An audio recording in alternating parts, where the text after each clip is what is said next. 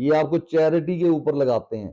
تو یہ عدت کا معاملہ جو ہے وہ ہمارے یعنی قانون کے مطابق اگر میاں بیوی دونوں قرآن پر ہاتھ رکھتے ہیں، اور خاص کر عورت کی گواہی ہوتی ہے، وہ کہتی ہے کہ میں نے عدت پوری کر کے نکاح کیا ہے، تو پھر آپ جو ہے اس کے اوپر سزا نہیں سنا سکتے، لیکن جو میکسیمم سزا ہو سکتی تھی وہ 7 سال کی تھی قید کی، جو کہ سنا دی گئی، جرمانہ بھی کر دیا گیا۔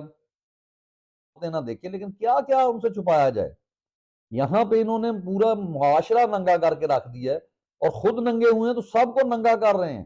اور ننگا کیا کر رہے ہیں؟ یعنی شریف لوگوں کو ان کے اوپر کیچڑ اچھال رہے ہیں۔ تہمت کی کیا سزا ہے یہ آپ تصور نہیں کر سکتے۔ وہاں پہ وکیل بھاگ گیا، وہاں پہ جناب وہ خاور منیکا بکواس کرتا رہا لیکن بھاگ گیا، اور اس کا جھوٹ ہے، اور قرآن پہ ہاتھ رکھ کے دونوں میاں بیوی نے یہ گواہی دی کہ ہمارا نکاح شرعی ہے، لیکن اسے ہماری عدالت نے، اور جس کے یہ ابتسام الہی ظہیر صاحب کہتے ہیں کہ جب ملک میں جو حکومت وقت ہوتی ہے اس کو یہ یعنی حدیث سنا کر آپ کو کنونس کرنے کی کوشش کرتے ہیں کہ ان کی بات کو مانا جائے، تو یہاں یہ نہیں بتاتے کہ جب حکومت وقت جو ہے وہ یزید کی تھی تو حضرت امام حسین رضی اللہ تعالیٰ عنہ کیوں کھڑے ہو گئے تھے؟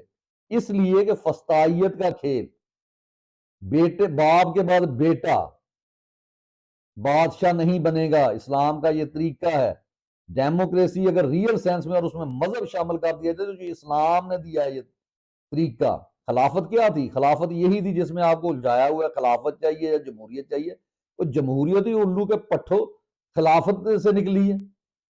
ہاں اس میں جو چیزیں کم کر دی ہیں انگریزوں نے ان کو ایک طرف ہم نے دیکھنا ہے کہ کیونکہ جمہوریت جب ہوتی ہے وہ تمام دنیا کے لیے ہوتی ہے، آپ نے امامت کرنی ہوتی ہے پوری دنیا کی،